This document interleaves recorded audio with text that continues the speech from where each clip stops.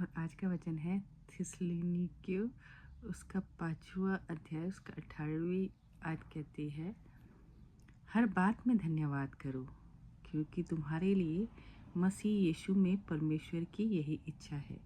और भजन संहिता 103 और उसकी दूसरी आयत कहती है, हे मेरे प्राण यहोवा को धन्य कह और उसके किसी उपकार को ना भूल। तो अक्सर हम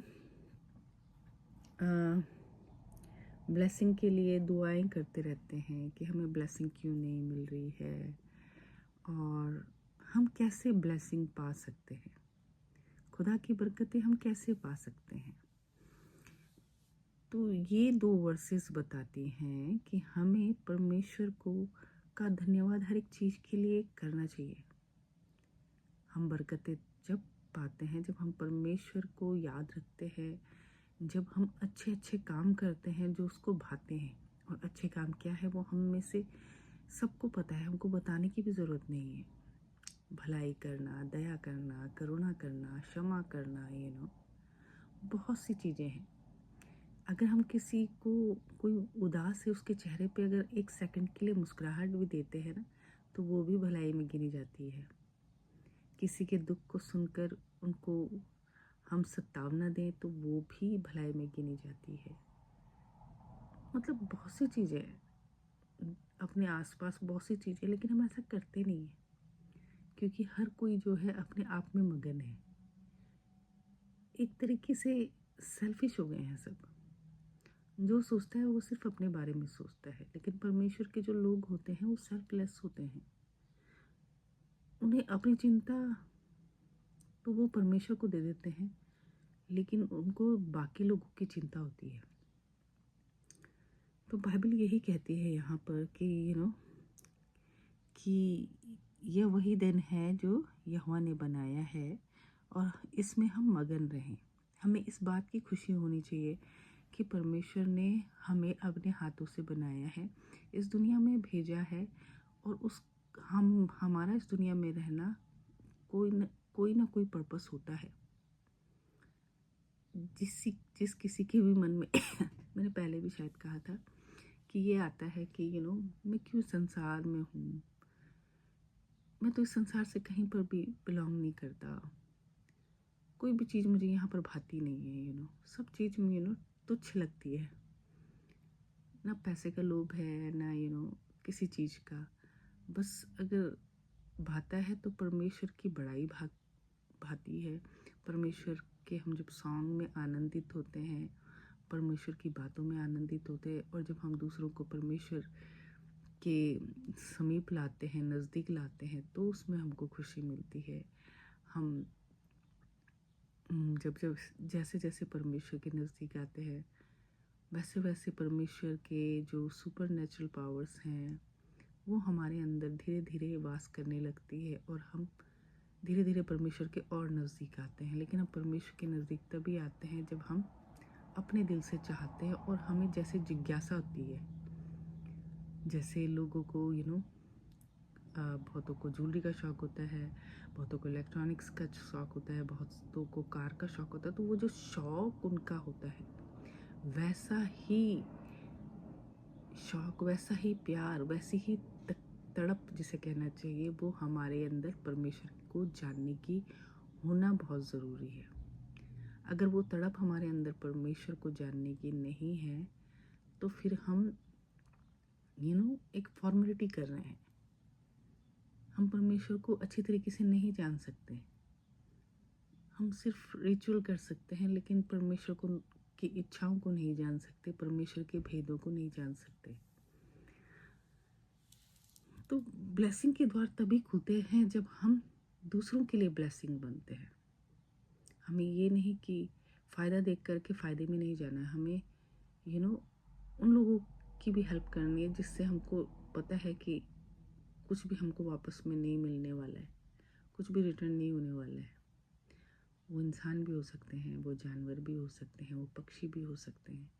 बहुत से लोग पानी पिलाते हैं, बर्ड्स को खाना वाना देते हैं, वो भी एक अच्छा काम है। और लोगों की हेल्प करते हैं, वो ये सब चीज़ें देखकर क्या होता है, परमेश्वर खुश होता है। तो फिर हमारे लिए ब्लेसिंग के द्वार खुलते हैं। हमारी प्रार्थनाओं को परमेश्वर सुनता है, क्योंकि हम ऐसे ऐसे चीज़ें करके परमेश्वर की नज़दीकी में आ जाते हैं और फिर हम परमेश्वर के क्या हो जाते हैं, लाडला या लाडली बन जाते हैं।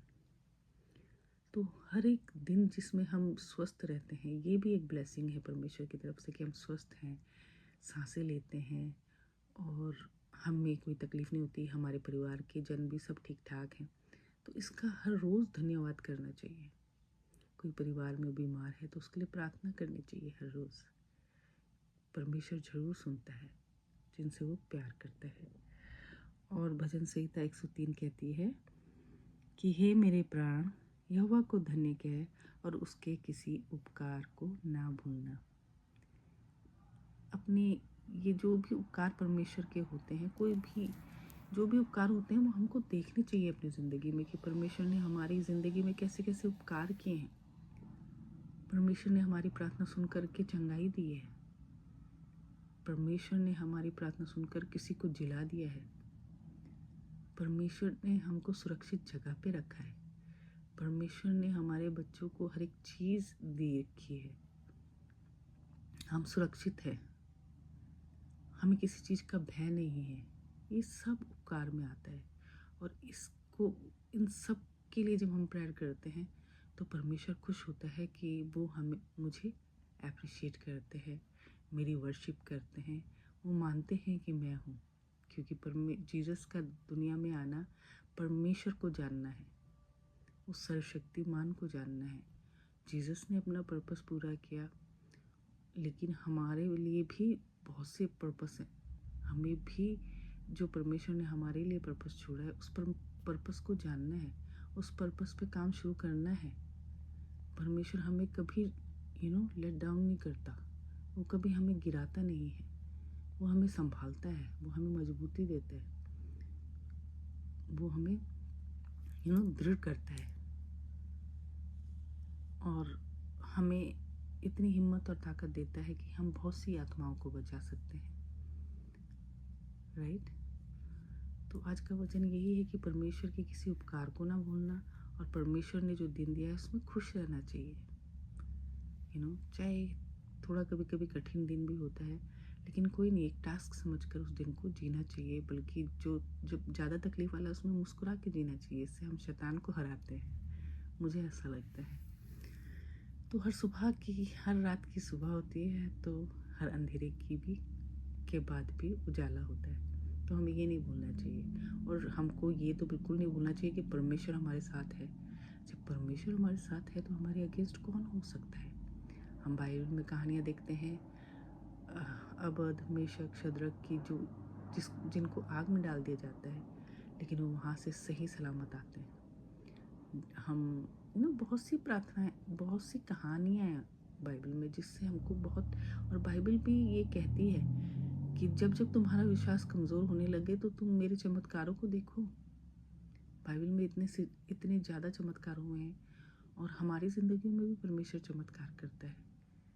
तो हमें परमेश्वर के किसी उपकार को नहीं भूलना चाहिए और हर एक दिन में हमें आनंदित रहना चाहिए कि परमेश्वर ने हमें एक नई सुबह और हमें सुरक्षित रखा है और हमें हेल्थ से सही रखा है। परमेश्वर ने हमें अच्छा बनाया, अपने हाथों से सजाया, इसका धन्यवाद करना चाहिए।